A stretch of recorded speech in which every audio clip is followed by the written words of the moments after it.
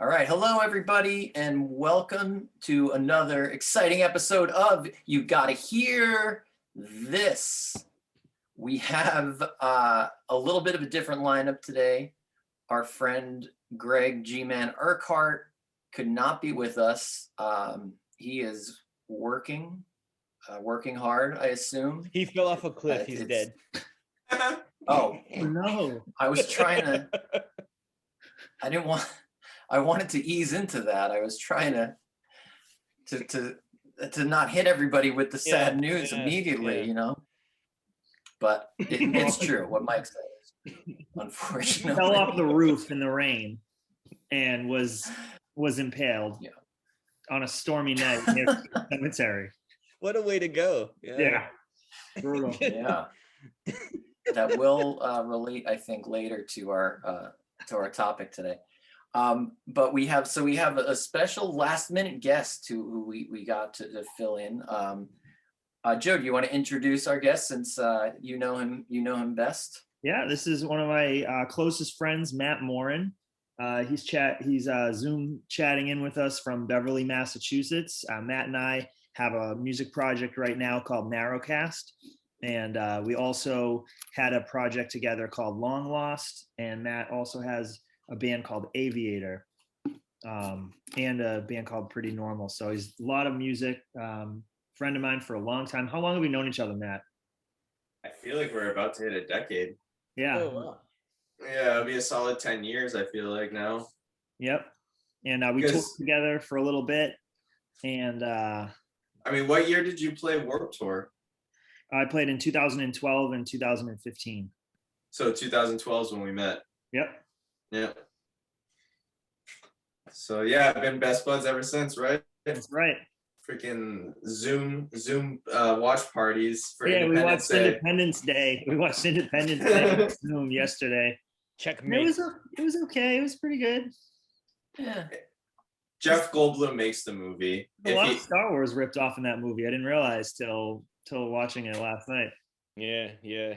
I remember the first time I saw Star Wars, they're like, man, they really stole a lot of this from Independence Day. You'd have to be some kind of time cop to do that. I am. Back in time. Oh, man. I really am some kind of time cop, but I feel like George Lucas is like spitting at us right now. Yep. We might get a cease and desist if we're not. So I want to talk for a minute though about Narrowcast because you guys have music coming out really soon, right? Yep. When is it coming out? Yeah, we have a song coming out March 12th, our first one. Yep. Very nice. No, is this? I don't know if I can. Oh gosh, I don't know if I can say this, but you've shared some music with me personally. Is this Narrowcast music? Yes. Oh my gosh. Okay, so if anybody's listening to this, the songs that Joe has shared with me are fantastic. So thanks, man. Absolutely. Oh, they're so good. I remember you texted me, I think 4 songs, and they were amazing. So I'm looking forward to the release of this. Thank you. Thanks, man. Absolutely. So good. Yeah. If you're a Transit fan, if you're just a fan of good rock and roll music, check out Narrowcast. It's fantastic. Yeah. And so which song is coming out first? I've heard, I don't know if I've heard all of them. I've heard a few at least. Dream World, but it's called The Ones Who Fell Through. So It's I think it was one of the first ones I sent you via text, but yeah, so that's the one that's coming out first. Nice. So good. In fact, I was almost going to text you a couple of weeks ago and say, hey man, is there any way you could like send me this in like any way I could put this on a playlist, but I didn't do it because I was waiting for the official release. Thanks, man. Yeah, so Friday, it'll be out everywhere Friday. Can't wait. All platforms. So yeah, it's been exciting, man. We've been working on this since before Trump was president. Like, wow. Like we've been like that long? Yeah, when we started the project. So we wrote a bunch of songs, and then we recorded the ones that made the cut. And we didn't really do it at a pace that was like, we got to get this done. It was very like a relaxed pace when we kind of felt like it. And then we did it slowly over time. Very cool. So you're talking like 2015 or something? Yeah, wow. That's when we started. I had started writing demos for this guitar and drum wise back in like 2014, and it was just stems. Like I come from the post-hardcore background, and like we had been just trying to write diminished and heavy music. So this was like I was just trying to take an attempt at like the music I listened to growing up, which is like the Police and the Cure, and like that whole like post-wave 80s, where it meets into like post-punk, where like Real Estate in the 90s came along. And this was like my first attempt of writing music like that. So I hit Joe up because that was like something we hit off, is we had all the same like music in common. So that's how it all started. But like just with life and like moving and getting married and buying houses, it's just like I never wanted that expectation that the other bands had of like, this needs to get done and it needs to sound like this. Like I just wanted to be like, if we have time, let's, link up and work on it. If we don't, like whatever, we'll get to it eventually. Mm-hmm. Right. And for some reason it just felt so much less stressful, and I think the music came out better because of that. Yeah, that makes sense. Joe, do you feel that way? Definitely. I'm happy with all of the songs. There's literally one part of one song I wish I could go back to, but that's it. Like one part, and it came out great. And it's not the. I still think it's a happy accident too. I know it's what part like a you're happy talking about. accident too. And all the vocals I'm really happy with. I've definitely had a lot of Transit songs where I wasn't, so much happy with the vocals. Or just the overall feel for them. So these are all really clean, really natural. I like that, we're not focusing so much on choruses. We're focusing on vibe and just kind of chasing where the vibe of the song is and where the most feeling is, and then trimming the fat, as much as we can to only give you like what we love about the song the whole time and then have it end. So I like that we're not afraid of having like shorter songs. And that's kind of how Transit started. Transit had a lot of like weird structures in songs, and they would just end when we felt like they should end. And then as Transit went along, it definitely became more, let's make this big chorus, let's make this big pre-chorus, big bridge. And I just really like that. It's kind of, for me, it feels like I'm going back to my roots, but it's a different style of music altogether. If I can say one thing that was the difference with me, and so Aviv plays drums on everything, and me and Aviv have been writing music since we were teenagers. So we have like, it's almost like brothers when we write music. Like whatever I'm picking up, he's putting down, and vice versa. So we have that guitar drummer relationship.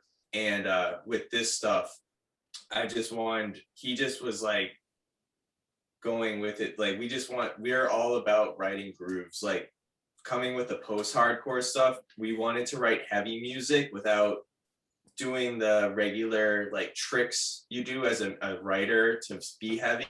Like we didn't just want to be like, go to some like a heavy part or something like that. It was all about like dynamics of building up to a point. Like Explosions in the Sky, Manchester Orchestra were big influences for Aviator. And it was because of the drums. It was all about dynamics.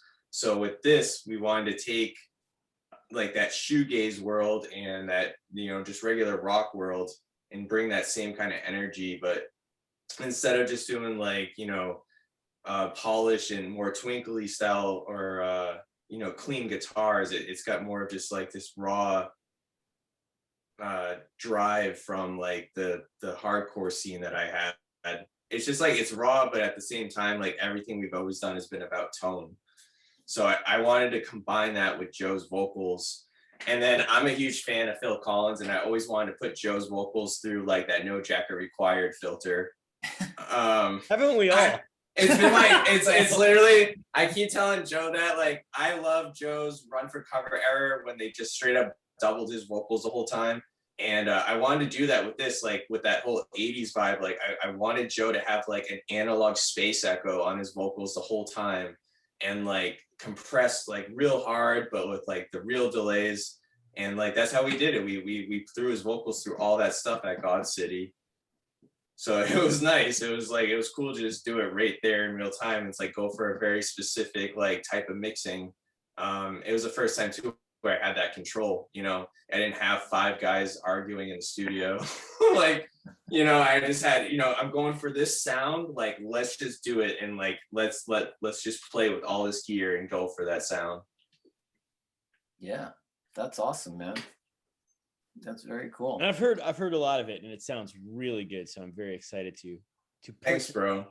Absolutely, it sounds great. Yeah, I'm excited for it to get out there and for people to hear it. I mean, I think it's hard to tell how much time has passed these days, but I feel like, Joe, you were sending me music probably like 8 or 9 months ago, like Maybe it was 8 or 9. I don't know. It could have been 8 or 9 Like years last- ago. It's Twilight Zone. I feel like we're in the Twilight Zone. I mean, yeah, it's Yeah, hard, kinda. it's hard to It was say. at 2 p.m. today. It was at 2 p.m. today. when we started this. That He's my sending me the- mistake. I thought it was 8 months ago, but Yeah. it's hard to tell. It's hard to tell. But yeah, I'm psyched for it to get out there. It's good stuff. It's really good. Yeah. So today we're gonna do. I thought we would approach this a little bit differently today. I think like usually we've been kind of going around and everyone takes turns talking about their opinion on a topic, but today I thought we kind of just discuss something. Like, so we've been texting on and off through the past few weeks about the Crow soundtrack, the movie The Crow, and I think probably mostly because Mike and I were obsessed with it when it came out, and still think about it from time to time, and so it's come up here and there, and we kind of just wanted to talk about it. And then I started thinking about, well, there was also this phenomenon in the 90s of these movie soundtracks that were just a great collection of songs, one, but also like kind of an eclectic mix of bands, like bands from somewhat different genres coming together, and then also this thing of bands like putting unreleased songs or songs that were written specifically for the movie, and you get this collection of completely new material from, you know, like 10 to 15 bands, and it was a huge deal, and like usually a very like commercially successful part of the movie itself somehow. And so I kind of wanted to talk about that era of movie soundtracks and bands, you know, writing songs for these soundtracks and stuff like that. But I think our starting point is the movie The Crow. And I don't know if Mike, if you want to give a rundown of the soundtrack, or if you want me to. I assume, I don't know, it's going to be one of these things where it's tough, where I don't know how much to explain, because if you're not familiar with it, I don't know how much you're going to want to listen to this conversation, but I also want to try to keep people in it as much as possible. Mhm. Sure. Yeah. I'll dive in and say that I feel like I get a lot of shit on this show for always talking about old shit. You know, people ask me who's my favorite American band. I'll say Guns N' Roses, or what's my favorite. I'll say like Nirvana or Pearl Jam. And this is another, The Crow is another thing that came out in 1993. But I want to be very, very specific. I have seen this movie every year. This is kind of a Halloween tradition for me. So I watch it every year on Halloween, and it holds up so well. But not only does it hold up, but it supersedes every movie that's coming out in this time. So the movie's about a guy who he's about to be married, and a group of hoodlums come into his house on Halloween, and they rape his wife, and they throw him out of a window. They And so stab him, shoot him, and throw him out. Yeah, right. Stab him, shoot him. That reminds me, if I just want to do just a quick side note, but I remember one of my favorite jokes in the movie Naked Gun was they were at the California Angels Stadium, and somebody shoots the villain, and then he falls over the stadium, and then a marching band comes by and they walk over him, and then like an elephant comes by and takes a shit on him, and the police detective's partner starts crying, and the police detective goes, "Frank, what's wrong?" And he goes, "My dad went the same way." Which I thought was really funny. But yeah, so anyway, so they kill him and they throw him out of a window. And he comes back to life and he kills all the people who raped and murdered his wife in the most awesome way. And it's got the greatest soundtrack of all time. So that's the plot of the movie. So go ahead. The soundtrack, then they got, I think that most of this stuff was not released until the soundtrack. I don't know, someone can correct me if I'm wrong, but I think so. The Cure has the first song on the soundtrack, and I actually was reading about it today, and they wrote it specifically for the movie. Yep. Even like subject matter to be used in the movie about the story, and so the Cure kicks it off with an original song. Stone Temple Pilots had a big song on this too, which came out on their second album, but I'm pretty sure was released on the soundtrack first. Yep, the Crow soundtrack came out on March 29th, 1994, and the Stone Temple Pilots album came out on, oh man, I specifically wrote down June 7th, 1994. So this was in an era. Like their think about that. Song. Yeah. The guitar work on the intro of Big Empty, which is the Stone Temple Pilot song, is amazing. And also the song before that has a great intro. I love when guitars come right in and they're just riffing, and you get that on track 2 and 3 right away. I gotta can you tell me what this track? I probably should have all this info pulled Big up. Empty is Stone Temple Pilots, and then before that it's Machines of the Loving Grace. Yeah, wait, let's go back. Wait, hold on, let's start over. Before you go, I want to start with Burn. So the first song on this, we'll go 1, 2, 3, 4, 5. We won't go through the soundtrack. But the first song on the soundtrack is Burn by The Cure, which John already mentioned. They wrote specifically for this film. And I think Burn by The Cure is my favorite song on the soundtrack. This is the song that played when Brandon Lee came back from the dead, and he didn't really know what was up. He's kind of freaking out. He's like, I'm dead, but I'm still alive. But then he kind of realized, so he goes back to his apartment and he sort of realized, okay, I'm back in my apartment. He's looking around. Oh, I remember they threw my wife out of that window. They shot me here. They stabbed me here. So that's when he sort of has that revolution, and he starts putting on the Crow makeup and the Crow leather outfit. And it's the most amazing transformation song. Yeah. And I've really adopted that song in my life. I don't want to, oh gosh. But anyway, so anytime I come to a point in my life where I'm doing like a 180 turn, or where I'm like, I was this, but now I'm going to be this, or when I'm really hitting a start over point in my life. And this is kind of embarrassing to me, but I put that song on and I play it. And I'm like, don't paint your face in shadow, smile. I don't sing it. That's the song. Yeah. But I do like, I was telling all these guys before, I used to have really long hair like Brandon Lee in The Crow, and then I shaved it off. But when I was doing it, I was listening to Burn by The Cure, because it was the song that played in The Crow when Brandon Lee realized that he was dead and now he's back alive, and now he has to go avenge the death of his wife. It's such a great song. Like, if you're ever in a point in your life, anybody listening to this, where you're about to make a change, where you're about to hit reset, where you're about to do it all over, or like, I'm done being the guy that I was, now I'm about to be the guy that I want to be. This is the Burn by The Cure is the best song that you can put on to do whatever it is you have to do to make that transition. And if you ever find yourself doing like full upside down pull-ups of a window of a shattered window of the top floor of a loft, this is the song to do. Well, we've all been there. We've all been there. Who hasn't? Yeah, man. So that's how it kicks off, which is amazing. Yeah. And I gotta say, I can't imagine. It's one of these movies too, where every song I feel like is really integral to the scene. Like, I can't imagine what that scene would be like with a different song other than that Cure song. It's just so perfect and like brings so much to that scene. It's really amazing.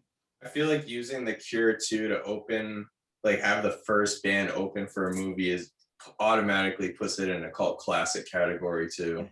Yeah. Like Great point. you're already well, it's like you're already setting it up. It's like that's the start of the soundtrack is an original Cure song. Yeah. So that's a huge way to start a movie, especially during that time period, like the early 90s. Yeah, man. Like what other movie soundtrack can say that they kicked it off with an original song by The Cure? Yeah. I don't think any. No, I don't. Yeah, I can't think of any. Can't rain all the time. And then it's one of those things too where like you're starting on a real high point and they managed to keep it going. Like you that could easily be like, all right, we got The Cure, and now the rest of it's gonna sort of be downhill from there. But it's really Yeah. What do we use with all the budget money now? yeah. And I can't remember if I mentioned this earlier, but I want to be very clear to anybody listening to this. This is the greatest comic book movie of all time. It holds up so well to this day. I think Joe has something to say, but I don't know. No, man. I'm not going to crap on this movie. For the time that it came out, I think it's way better than Batman that came out the same year as it. I think this is way cooler. I think that people dislike this movie because of the fan base of the movie. I think that it gets a lot of kids that love gothic music. Goth kids love this movie. They worship this movie, but this movie doesn't feel like that. Well, Joe, the problem is Hot Topic claimed this movie. Yeah. Did they really? Oh no, I didn't. Well, that's the problem. And I feel like Hot Topic claimed the merch for this movie so hard. Yeah. And it's like it just ties into that whole like neon gauge aesthetic. So it's like you guys know what I'm talking about? Yeah. I wrote some key points of what I loved about the movie, and I think I think Mike Baby will appreciate a lot of this. I love the movie. Like I truly enjoyed it. But I went in, but not seeing it after so many years, I was like, how much am I going to really like this movie? Watching it. I watched it this morning again, and I'm like, how much of this am I really going to love? And I'll tell you, okay. Please. Don't hold back, Joe. Let me have it. He trains to be the crow on a rooftop following a bird, which is very much like Banjo-Kazooie from Nintendo 64. He's got this little companion showing him how to be the hero. It's amazing. The word dust head for slang, calling people dust heads, was hilarious in the movie. He quotes Edgar Allan Poe. Of course you're going to quote Edgar Allan Poe. You're the fucking crow. And it's the Raven, I understand, but they didn't even fucking care. It's cooler than Tim Burton's Batman. Came out the same year. He's got one of the coolest fake bands of all time, Hangman's Joke. Hangman's Joke, yeah. Which also sounds like Batman's, one of the most famous Batman stories called The Killing Joke, which is also from comic. Oh, true. Fun Boy. Your name's Fun Boy, and you're like a gang member. You can't be a fun guy. It's scary. That name is scary. I liked that was his name, Fun Boy. Dude's he uses the Batman voice like Batman. He's a cutthroat zombie. He's Batman mixed with Joker all in one. He is. Wait, hold on. That's a great observation. Yeah. I think I said observation. I meant observation. Oh. That's a great observation. He is like a Batman Joker mix. I didn't really pick up especially on that. Because of Heath Ledger's Joker. Now he's more of a Batman Joker mix than ever, because you can't have Heath Ledger's Joker without the Crow. I don't think his Joker might not have ever existed without this movie. He definitely has that Edward Scissorhand vibe though too from Tim Burton. It definitely has that. Yeah, it definitely has a little bit of that. My favorite moments of so the only thing I would improve on this movie, and I'm not crapping on it, but it's also what I love about this movie, is the dialogue. Some of the dialogue could have been a little better. You're wrong. For instance, this is what I find endearing about the movie. They say, like something will happen, something will crash, or something will blow up, and then you'll just hear a cop be like, "What the crap?" That's so accurate. What in the crap? I've never heard someone say "what in the crap" in my life until this movie, and they say it 3 times. Cinematographer of this movie fucking crushed it. You can hate this movie, you can love this movie, you can have a great appreciation for movies, or you can just watch what you watch and whatever. But this cinematographer destroyed it. 100%. You know what this reminds me of is you guys like the Ben Affleck Daredevil?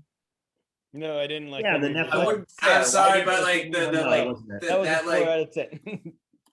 I know it's terrible, but the dark edgy stuff, it's got that whole like black it's like that black and red aesthetic to the whole movie. You know, or like Sin City. I feel like Sin City stole Sin that City was a vibe. great comic book movie. I Yeah, thought. it's like that whole like you're sticking to this color plate the whole movie. And the last thing I'll say about this movie And then is we'll get back that into the Peter soundtrack. Jackson was a fan of The Crow Oh, absolutely. because he steals a death scene from this movie where, spoiler alert, if you've never watched no, I'm just kidding. If you haven't seen The Crow, spoiler alert, so skip a few minutes after this. Seamus, or no, Seamus has seen it, but anyone of our friends that hasn't seen it, there's a scene where the villain gets like knocked off of the roof of this giant cathedral, like this giant church, which is similar to, it's just all black, like the two towers, like in Lord of the Rings. And Sauron does like a flip and then lands and gets impaled by the top of it, gets impaled from this giant Gothic black building. And that's what happens in this movie. And it was way before Lord of the Rings came out. So there's a chance Peter Jackson remembered that death scene and was like, let's do something like The Crow and like end it like that. Because in the books of Lord of the Rings, there's no that scene doesn't exist. It was completely made by Peter Jackson. Yeah. Okay. I remember when I was watching Lord of the Rings, I couldn't distinguish between that and The Crow. A common mistake. So getting back to the soundtrack. All right, getting back to the soundtrack. This is all my fault. So the number 2 song on the soundtrack is Machines of Loving Grace. I can't even pronounce this. Golgotha Tenement Blues. Right, which is one of my favorite songs on the soundtrack. Yeah, that song's great. And again, so this is one thing for me about this soundtrack is I would say half the bands I was already aware of and kind of a fan of to a big fan of, and then half I had no idea who they were. But I loved the songs by the bands that I was not familiar with as much as I loved the ones that I was familiar with, and actually like had me seeking out more music by these bands, which I think is a really cool thing, and something that was pretty common, at least for me in those 90s soundtracks, is you would discover bands this way. It was a really great way to find about new music, really. Yeah, that's a great point. Not to jump ahead, but Violent Femmes has a song on this soundtrack. Yeah. And I had never heard of Violent Femmes in the 90s. And then the Crow soundtrack was what introduced me to them. And so then I sought out more songs from them. And obviously I found When I Go Walking, I Strap My Style. But yeah. So that's a great point. And so then, but that brings us to the next song, is number 3 is Big Empty by Stone Temple Pilots, which came out first big song on the Crow soundtrack. I feel like it's one of their biggest songs, if not their biggest. Easily. Like, if anyone listening doesn't think they've heard this song, they're wrong. They've definitely heard this song. You definitely heard it. Yeah, it's what, like, by the title you wouldn't necessarily like know right off the bat, but it's like one of those ones, the second you hear it, you're like, oh yeah, that song. Mm-hmm. John, I feel like that was all of their songs. That's true. Right. They never really had a song title that like even Vaseline, when you hear it, you're like, oh, it's that song. Right. I love that song so much though. I love that song. Yeah, they had the weirdest song titles for some reason. Probably because of like heroin. Plush. Plush. But Big Empty was one of those, and I think this would make a great topic for our show. But Big Empty was one of those that I didn't like the first time I heard it, but the more I heard it and the more I heard it, I loved it. And now it's one of my favorite songs. I like that topic. Yeah. Any topic that you bring up and I already know the band or the song like immediately, and then I just go with that are my favorite topics for the show. That's one of them. Yeah. Saying like a song you didn't like at first, but then became something you love. John, I have a song that I fucking hated so much that I made sure, because it was being overplayed on the radio on the bus ride to school when I was in high school, that I made sure if I didn't bring my Sony Discman in my like little CD booklet, that it was going to be a bad day because the song was going to play. I'm not going to tell you because then I can't do it on the podcast. Was it Hoobastank? No. Surprisingly, it was not Hoobastank, which is one of the greatest band names of all time. Was it Photograph by or Def Leppard? Photograph. No, but it's one of my favorite bands now, and I fucking hated them in high school, and they were. You're not going to tell us now? Okay, if I do, then I have to pick something else for the episode if we do it. Oh, then why are you bringing it up? I did it. Mike brought it up.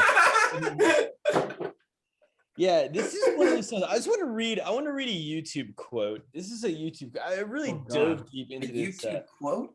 Yeah, well, I've told you my favorite genre of comedy is YouTube quotes, but this isn't fun. Like from the comment section? Yeah. I went back and I listened to the Crow soundtrack on YouTube, and so it was a playlist. So everybody had left their comments, and it was so amazing to see everybody, the amount of comments that were saying the greatest soundtrack ever, greatest soundtrack ever, greatest soundtrack ever. And I would propose that question to not just you guys, but everybody listening. Like, who is going to say the greatest soundtrack ever about any other soundtrack? Like, I'd be curious to know if anyone thinks that any other soundtrack was the greatest soundtrack ever. Purple Rain. Drive. Purple Rain. We'll save that. We'll save this another discussion. I think you're probably right. I think that's an answer. I mean, that is really that may be. That doesn't count. That doesn't count. How can you say that doesn't count though? That's the whole movie's dedicated to that soundtrack. But a compilation. Do we need to put the asterisk of it has to be a compilation? Yeah. I mean, because if you don't, it's like show tunes. It's show tunes. If you don't, it's musical theater. Friday Night Lights has like. Why would you not say like Cats or Hamilton? Like, what about the Lion King? That's up there. Yeah, that is a great one. Right. And then, but Back to the Future is up Drive, there. The movie Drive. They literally sync up the music with like lights switching on and doors opening, like everything's perfectly timed. Was the movie Drive though? Was that a collection of bands though for it, or was it all just? It's 3 bands and then 1 score guy. Oh God. So like literally they used 3 songs for the entire movie from 3 different artists, like that are indie artists, like lo-fi style. And then Cliff was the scorer and did the rest of like in between those 3 songs. Okay. Yeah. So, Which that's cool because that's like a band project for a movie. Yeah. But honestly, I kept thinking about Breakfast Club, like Simple Minds and all the songs from Breakfast Club. That's another one that sticks out to me. That hit me the most emotionally at the end of Breakfast Club. Like the song that closes out that movie. For some reason, it just made me so fucking sad. Like I don't know. As a songwriter, I've always been so envious of that guy because he wrote one song that streamlined like songs for movies for like 40 years after that. What are you talking about? Wait, Simple Minds, Don't You Forget About Me? Oh, that yeah. song. Forget about me. And just like it's just like those songs that stuck with movies. Like as a musician, I feel like it's hard to write a song like that just sticks in the movie world in realm of things. Mrs. Robinson on the movie The Graduate. I remember watching that in high school. Like we had like a substitute teacher day or one of those things where we just watched movies, and I remember that song really hitting me and how well it went with the movie. But yeah, that and Breakfast Club I think hit me the hardest, like growing up, like 1 and 2. So Breakfast Club is similar to this. It was just it was a collection of artists, right? So like I think there are a few different types of soundtracks, and I like with this one I think we're talking about that style. Like they got a bunch of bands together that either wrote songs for it or they just took some of their songs and put this compilation together that works as a playlist or a mixtape or whatever, but also syncs in perfectly with the movie. You know, like that's a specific type of soundtrack that's really amazing. And I think like the 80s and 90s had a lot of that. Like So another one I like singles for 90s soundtracks. I was listening to that today. I don't think I would put it above The Crow, but that's an amazing collection of songs and bands, and also again stuff that was specific just for that soundtrack. In some cases, didn't even come out anywhere else. Even, you know what I forgot about until today? The Romeo and Juliet soundtrack. Holy shit! I was listening to that today. That is one of my favorite soundtracks of all time. If you want to talk about like that opening scene where at the gas station and they're kind of pulling out their guns, and then the song comes on. I had a dream last night, and it looked just like a dream by the Butthole Surfers, and they're all pulling out their guns. That shit is the best 3 minutes in any movie ever. Yeah. One of my favorites is That's a great call. That's a great call. Pulp Fiction soundtrack, Overkill, Girl, You'll Be a Woman Soon. Is That's a good one too. That's a good one too. Is it Pulp Fiction or Kill Bill that has Frank Sinatra's daughter do the intro song? Kill Bill. It's Kill Bill. Yeah, like that. I freaking love that song. Yeah, Bang Bang, He Shot Me Down. Oh, so good. Yes, that's Tarantino picks the best music of any director. He's up there. I mean, it's Sinatra's daughter too, so like, you know what I mean? You know what's funny is I was just thinking about another soundtrack that kind of had the same energy as The Crow. You guys remember the original Spawn? No, I didn't see that movie. I didn't see that. You never saw Spawn? No, Mike Baby never saw Spawn. Oh, it's like it had like the same kind of it. soundtrack. It was like that, like early 90s, like industrial meets new metal meets Mike. all the. How? Yeah, I know. You've never seen Spawn. It looked like a bargain bin crow. Spawn looked like a bargain bin crow. Oh, I can't believe it. Crazy. I can't believe you've never seen Spawn. I feel like you'd have it on Blu-ray, DVD, VHS. You'd have it. Dude, I gotta listen to this because I have not. I don't know if I've ever heard it before. I saw Spawn in the theater whenever that was. Yes. I actually remember this too because I have like 5 movies that I've gone to see by myself, and that was one of them. I love it. And when you go to the movies by yourself, I love that, honestly. I've done it like 5 times too. You never pay attention more to a movie than when you go by yourself. Yeah, it's kind of an amazing experience. The first couple of times I went to a movie by myself, I felt like a huge loser, and like I felt bad and pathetic. But then like and actually now that I think about it, through the years I've done it more than that. But in like my 20s, when I was like felt like I should have been hanging out with people and being more social, I think there was 5 specific instances. But the Spawn movie was like, you know what ruined that was the bad late 90s CGI. Oh, but I love that so much.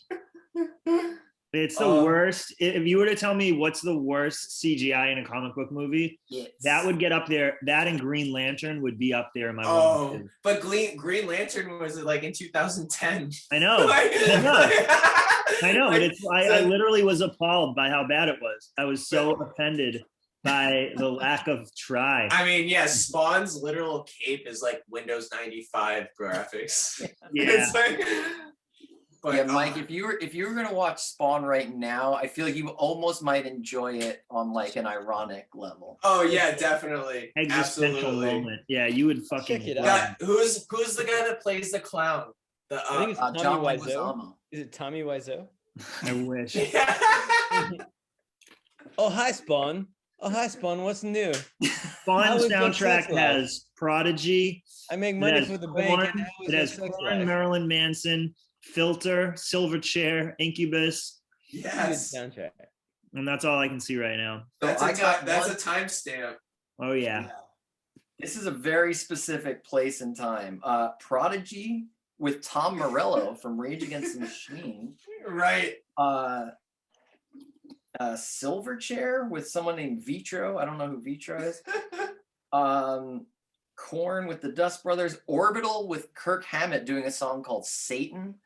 So Why very not? specific time and place. I feel like it was that crossroads between like new metal and grunge, and like neither one of them kind of knew what they were doing at that moment. Maybe like 99 or something like that. Like no one was really sure where music was going. That's like when No when idea. They had no when idea. Metallica did that song for Mission Impossible, I Disappear. You guys I love remember that that? I love I that. don't remember. They literally did that though just for that movie. It's one of those songs like wow wow wow wow wow. I thought Mission Impossible 2 was a fantastic soundtrack. I love the song by Hans Zimmer where Keanu Reeves, he wasn't in that movie. from the mountains, but no. But I want to ask, like, I'm so curious to know, has Transit ever had a song in a movie? Or is Taking Back Sunday? Have you guys ever had a song in a soundtrack or like for a movie or a video game? I know they're in Spider-Man 2, I believe. Yeah, Really? Yeah, Thanks I remember. Sunday was in Spider-Man 2, or it's on the soundtrack. I don't know if it's actually used in the movie. It is in the credits. You guys are in the credits of the movie. Oh, I was wow, also that's not. I was not in the band at that time, so nice. Oh, okay. I don't really know a lot about it. I just know that it. Oh, hey, look at that cat! Hey, cat. Yeah, that was. It's yeah. I was actually looking that up because I was trying to think about how this tradition continued after the 90s, because I was like, did that just kind of die out? But then I was realizing it didn't, because there was stuff like that, like the Spider-Man soundtracks and a lot of other things. But yes, yeah, we got Taking Back Sunday on that. Straight Light Run, it was not a movie, but we were featured on Sons of Anarchy. Oh, that's right. Oh, nice. Yeah. Me and Really Amanda proud of moved that. here. We moved here and we were watching Sons of Anarchy when we first moved here. We were at Aurora Flats or whatever, and Aurora Apartments. Mhm. And this song comes on during Son of Anarchy, and me and Amanda look at each other like, "What is this?" And we got so fucking excited.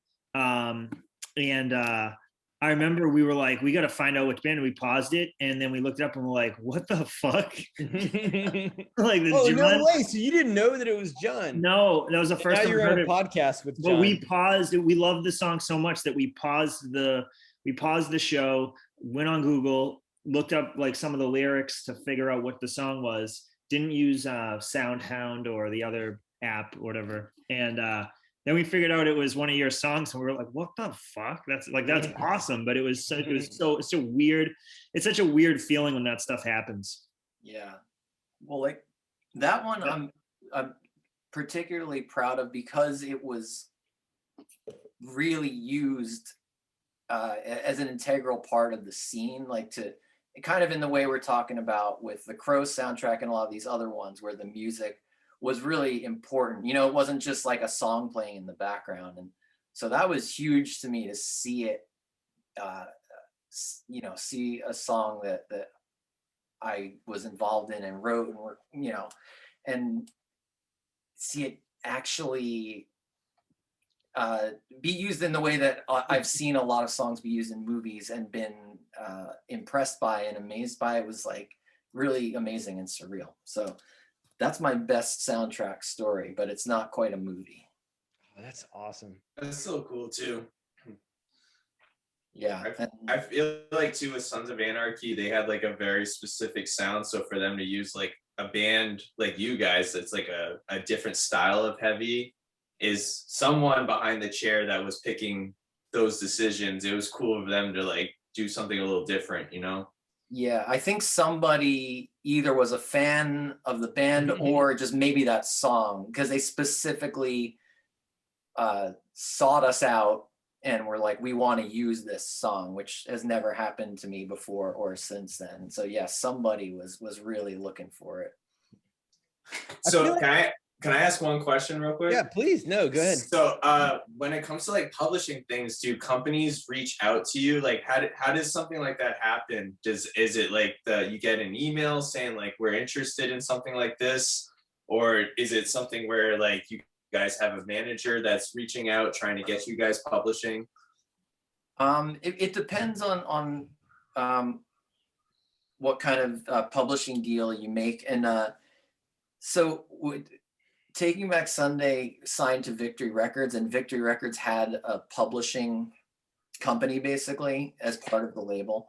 And us not really knowing anything about publishing or like what kind of, for anyone who doesn't know, this is like when a movie or a TV show or a commercial wants to buy the rights to use your song, it's publishing. And so you have a whole separate company that does this for you. So they had that, and we didn't really know anything. And so we sold them the rights to our publishing for a small amount of money. I don't remember what it was, but they did actively, I think, look to place the songs though. So it did in a certain way work out because they were trying to find placements. But with the Sons of Anarchy thing, they contacted the record label at that point and asked them about using it, and then we negotiated a deal basically. And so and then you can also set up separate deals with publishing companies outside of a label, and they'll do the same kind of thing. And you don't necessarily have to sign your life away like we did, but there's better ways to do it. But yeah, usually it's a whole thing unto itself, like setting up a publishing deal and getting them to try to work on things. But in my experience though, most stuff that actually works out is like that. Like somebody is just like into what you do and wants to use it. It's not necessarily that somebody sold them on it, or like convinced somebody to use your music. Like we had a song, we had like 3 songs played during NFL games, and I remember and they only play about 10 seconds of the song, so they just play a small piece and they go to commercial. And I remember I was watching the Super Bowl, and it was at Amanda's house. My wife and I were just starting to date, and I was boiling potatoes and watching the Super Bowl. Like, it wasn't a lot of us watching. It was me. Amanda was on the couch. Her dad was watching it, and I was in the kitchen. I'm boiling potatoes, and then my phone just starts going bing, bing, bing, bing, bing, bing, bing, bing, and I'm like, what the fuck? And I look at my phone, and everyone's talking about. So our song "Cutting Corners" from our album "Listen and Forgive" got like 10 seconds before a commercial break on the Super Bowl. And then everyone was talking about it for a little bit. And I remember like we didn't get any royalties for it or anything like that, because they only play just so much time of each song. So it's just a quick piece of a song, quick piece of a song, quick piece of a song. And but I remember being like, what is going on? And we got to hear it because we had Comcast TV at the time, so we got to rewind it and hear it. But yeah, and that was just because the guy that picks the music for the NFL was a fan of our band, and he was a fan of this band, the Swellers from Michigan. So they got played on a few of them. But yeah, it was just really random. No one approached us, no one asked us, and it was only 10 seconds, so there was no royalty thing involved. It was just they needed a song, they found a song, they put it on there. Damn, I didn't know you. I feel like you should still get something from that. I don't know. I have to say, I've done research on the Super Bowl. We got like 300 fans overnight online. I remember our Twitter was like a lot of people were adding us on Twitter. So we were like, great, that's cool. But they actually, you guys know, like no one ever gets paid to play the Super Bowl. None of the acts. It's just they just literally label it as you get this advertisement and that's it. So like every act we've ever seen perform at the Super Bowl halftime has never been paid. I did not know that. Yeah, they literally just give them saying, you got that exposure. It's the most watched night in the entire country. So like that's the biggest thing is like no single act has ever been paid for the Super Bowl. Especially when when people were really buying CDs. Imagine how many goddamn like CDs you sold after playing the Super Bowl, or how many T-shirts. That must have been insane. I know, before the internet. Yeah. When people had to pay the only way. I remember that. I'm old enough to Yeah. remember where if you wanted to hear an album, you had to buy it because that was the only way you could listen to it. Or maybe you could go to your friend's house and listen to it. Right. When the Crow soundtrack came out. Yeah, if you wanted to hear the Crow Right. sound, Are we talking about like the Black Crows? Or are we talking about the movie? Yeah, I think we're talking about All right, everyone. So I think it's a good time to wind it up. I think I just want to introduce. We have a friend Seamus, who's a very popular guest on one of our shows, and he was talking about.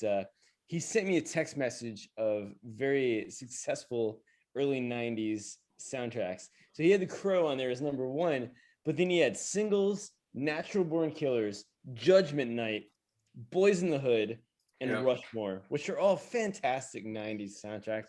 It's such a lost art. It's such a lost art. 9 Inch Nails is on like every soundtrack in the 90s. Yeah. Yes. This is the third time They they were came on out. Natural Born Killers. That's right. Yep. and They were Natural Born Killers. I think they were on Spawn. They were on one of the last things I pulled up. They were on there. But holy shit, is Natural Born Killers an insanely good soundtrack. You have Jane's Addiction, Bob Dylan, 9 Inch Nails.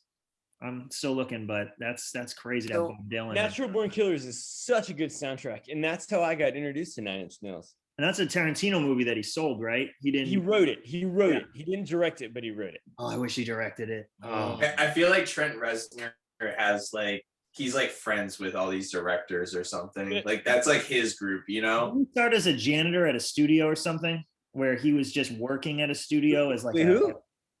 Trent Reznor. Did he Oh. start as a guy that was just worked at a studio and I don't didn't know. do anything with like audio? I don't- Let him use stuff, like let him use the equipment, and he was just there to like be like a maintenance guy or something. He has some crazy I backstory. don't know. I just watched. He has like this whole synth documentary, and he's always played with synths and just experimented with synths since day one.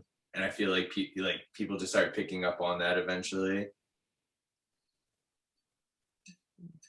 Yeah, I mean, like, well, so he's on this Crow soundtrack, and there's an interesting mix of stuff with that soundtrack because it's like industrial kind of thing happening, and like I don't know if what 9 Inch Nails was categorized at that time, but yeah, there was sort of this thing happening of like heavy music meeting with like electronic music, and 9 Inch Nails was at the forefront of that, and there's some other stuff on there that in that vein, you know, like, and I don't know, is that yeah, industrial, which I feel like is a term that's really outdated, even just saying that, like industrial Well, music. no, I it's know. interesting you say that because on the Crow soundtrack, you had 9 Inch Nails, but then you had Pantera a few songs later. Yeah. Very heavy. Very, Yeah, and like you said, and Violent Femmes. yeah, but then you had, Um, and you also had Rage Against the Machine. There was such a Yeah. It sounds variety like of- an early Rage song where he sounds so young in that song. yeah. I don't know why. I he's mean, they have a on helmet fire. song too. Yeah, hell. So Joe, you know what I found out about that Rage Against the Machine song is it was a song from his old band What Feeds the that Fire? they or Inside Out, I think. Oh, Inside Out. That's what it is. Yeah, What Feeds the Fire is actually Yeah. a band that sounds similar to them. Inside Out was his hardcore band, and he was the only member from Rage that was in it. And then he actually sounds older in Inside Out than he does in But Rage. so Are you so talking Rage about the Against vocalist? Machine- Yeah. Yeah.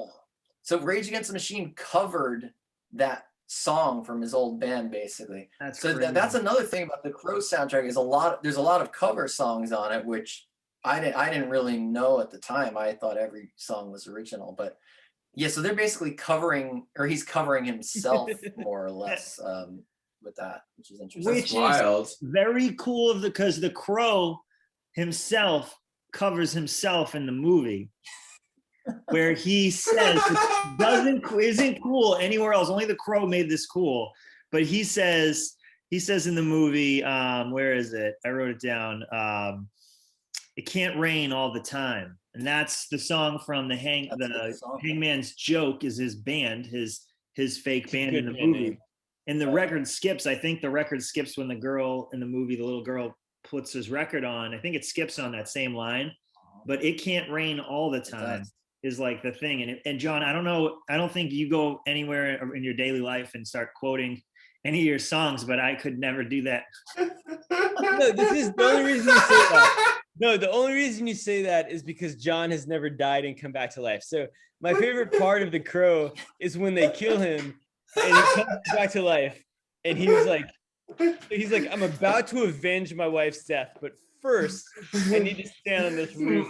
Mike's like unless you have this street cred, you can't quote yourself on the streets. You can't quote your own band and live in a sentence unless you've died and come back to life. Unless you've been stabbed, thrown out a window, and your girl's been like brutally abused. Well, then you can. Yeah. But the first thing he does before avenging her death is he rocks a guitar solo on the roof, which is the most awesome thing. That's probably what I would do. That's probably what I would do if I was in that situation. That always struck me. Well, that's because you're a Guns N' Roses fan. That's so Slash of him to do that. No, I'd be like, she's got a style that it seems. I would sing the whole song. But to get like he's doing like November Rain on the roof. It's a to get meta about the movie. To get meta about the movie. So in the movie, the character, the Crow, dies. Eric Draven comes back to life, and then I'm pretty sure he dies at the end. Rips a guitar solo. And the actor films the movie, dies in real life, and then his character comes back to life because they had to get a second person and like CGI his face on. So him as a human and him as just a scene in a movie and just a fictional character both almost go through this same path of like coming back, which is crazy. Yeah, this is the heaviest episode of You Gotta Hear This. I have to ask, did any of you guys watch any of the I thought you were gonna say have any of you guys died and come back to life? Yeah, well that too, obviously. I just assumed. No, but I've never seen any of the sequels. The Crow 2 is horrible. No, The Crow 2 is horrible. I gotta see it. Did you try? The Crow 2 is horrible, but the trailer for The Crow 2 is amazing, and the soundtrack is also amazing. So, I just felt like no one ever beat the dude that played the first Crow movie, like the guy that's the main character. Yeah, Brandon Lee. The guy whose name you can't remember. Yeah, Bruce Lee's son. Right? Is it really Bruce Lee's son? Yeah, Bruce Lee's son. The guy who played the Crow. Are you serious? Yeah, it's Bruce Lee's son. What the hell's wrong with you, man? He owns it. That's a whole other podcast. Matt owns it. Matt owns the DVD. He specifically recruited you for this. It's like I was telling Joe, I was like, did you watch this? I was like, dude, I own this movie. And he's like, all right, cool, we're gonna be talking about it. You own the movie? I do. I have it on DVD. Oh, never made the connection. All right, so here's why I own the DVD. What in the crap, Matt? What in the crap? All right, junior year. Buy it at Hot Topic. No, I wish. Even better. Classic dusthead move. Junior year, I worked at Blockbuster, and when we were junior year going to senior year, when I was working at Blockbuster, we got this notice like, oh, Redbox is shutting us down. Like, all right, your 401k is getting canned. And I'm like, oh no. Oh, geez. And it's like, yeah. So what we started doing is, you guys remember at Blockbuster we used to have the drop boxes. Yeah. So we knew where the cameras were. So around like 9 o'clock, we would have our friends show up and we'd feed the DVDs that we wanted back through the drop box because the store was going under and they were selling DVDs for like $2. Right. So we would literally just like scan them back in like they got returned, and then our buddy Al would show up and we just refeed them back through the drop box. So like I like, so literally we would get like because you remember like that was the time when we'd make mixed CDs, so we'd get those like cases of like 50 mixed blank CDs, and we'd just bring those in and just fill those up with DVDs. Yeah. Back in the day. And the Crow, that was the Crow. I remember getting the Crow, and I still have it because it's in one of those plastic sleeves. I don't have a real case for it. Does it have the Blockbuster thing on the outside still? No, we used to the kids from Market Basket would bring in their box cutters and they'd cut all the strips. Man, creatures of the night never learn. Oh, just anyway. A little like Real nostalgia right there. Anyway, if you're listening to this and you have an opinion about what is your favorite soundtrack of all time, we would love to hear it. Leave a comment. Yes. I had to say thank you guys. This was the funnest podcast I've ever done. Oh, You're the wow. funnest guest we've ever had. Sorry, Thank Seamus. you. Have you done a lot of podcasts? I was the funnest one you've ever done. Not a ton Yeah, of them, but like yeah, I've definitely had the most laughs on this one for sure. Awesome. Well, thanks for joining us. Yeah, No problem, man. And we hope that Greg recovers from his impalement. Hopefully. That's what you said, Joe, right? Wait, hold on. Do you mean ailment? No, I don't impalement. I don't think he was impaled. He was at the end of the Oh, he crow. was? I thought that's what Joe said. Yeah. What the crap, Mike? I was just bringing it back around. What Joe said. Also, another really funny bad dialogue in the movie is the shop owner. He just keeps yelling at the crow, "Shit on me, shit on me, shit on me." He says it 3 times, and I'm like, who fucking wrote this dialogue? Why does he want No. Why does he want this man to shit on him? Why is he calling him a dust head? I've never heard that slang in my life. I'm going to challenge you on that because there was a scene in the movie that was playing during the soundtrack. If you want to track it, it was during the Machines of Loving Grace, and he was shot in the hand, and the crow looks at his hand, and the bullet wound heals, and the guy goes, "Jesus Christ," and the crow goes, "Jesus Christ, I've got a joke about Jesus Christ," and the guy and he goes, "Jesus Christ walks into a hotel," and so the guy's shooting the crow, and the crow's like, "Ugh," and he goes, he hands the innkeeper 3 nails, and he says, "Can you put me up for the night?" Which I thought was really funny. And then does the guy respond, "Shit on me"? Yeah, and then the guy. Best crucifixion joke ever. Yeah. And then my other favorite dialogue in The Crow is when Ernie Hudson, the Black Ghostbuster, he plays a policeman in this movie. Him. Yeah, he plays a policeman in this movie. And he goes, "Don't move!" And the crow says, "I thought cops always said freeze." And he goes, and he says, "I'm a cop, and I say don't move or you're dead." And the crow says, "Well, I say I'm dead, and I move." And I thought that was really cool. Good wordplay. That was really cool. Yeah. And this was 1993, you guys. This is the best superhero movie of all time. If that movie came out today, one of the jokes would be him like, what's the crow's favorite backyard activity? And it would be like croquet. It'd be terrible. Oh my god.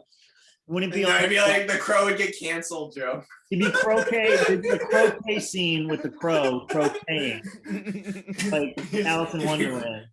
And the movie would get a Rotten Tomatoes score of about a 13.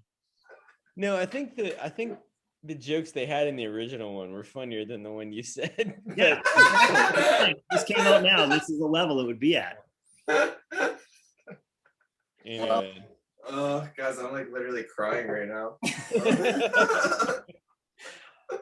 Did you just think of that croquet joke off the top of your head? It's like that. It's not even good. That's how you know he thought of it. Just right Well, now. I'm trying to figure out things to have in my backyard, and like croquet, or we want to have a pool, and I'm thinking of random things I want to put back there throughout the day, and yeah, croquet. That's definitely his favorite.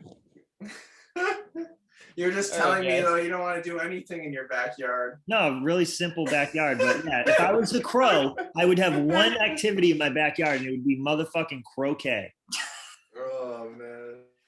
All right, that's a good way. That's a good place to go out. All right, everybody. Good work. Thanks for watching, everybody, and go play some croquet. Go play some Have a good one, croquet, guys. you dust heads. He does.